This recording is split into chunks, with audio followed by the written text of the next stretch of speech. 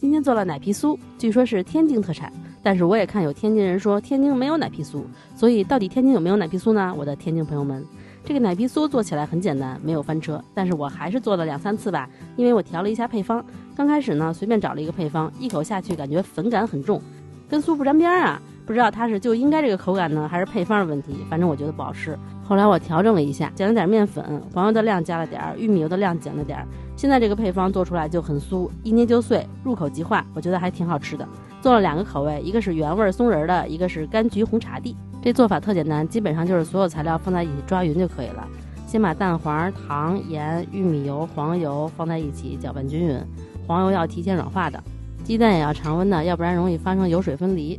然后再把奶粉、面粉、坚果放进来，用手抓匀。你可以放任何你喜欢的坚果，切碎点放进来。没有松仁的话，可以放花生碎，也可以放杏仁。抓匀以后，它是可以捏成团的，但是一拨它也可以散开。然后你就随便找一个烤盘，铺上油纸，把所有的材料都推到一边去，然后再给它压紧实就行了，给它整成一个长方形。可以再用擀面杖擀一擀，这样能更紧实一点。整好以后就把它从烤盘里取出来，切成条。我这个是用尺子量过2厘米的宽度。切好以后就放在一旁，然后做一个表面的奶皮。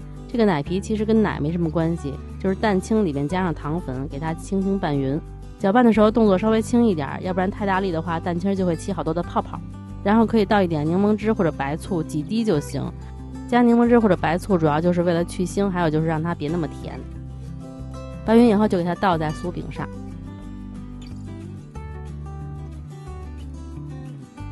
然后给它涂抹均匀，表面全部覆盖上这个奶皮，再给它一条一条的分开，放在烤盘里，放到提前预热好的烤箱下层，上火140，下火150，烤20到30分钟。具体要根据你整的那个厚度还有长度来决定烤多长时间。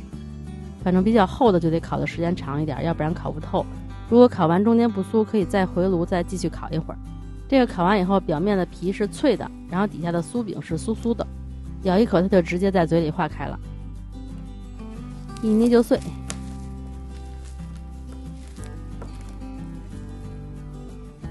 我觉得这个柑橘红茶的比原味的好吃，如果你有材料的话，可以直接做这个口味。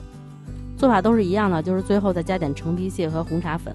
然后我懒得切坚果了，就加了点杏仁粉，也可以切点坚果放进去都行。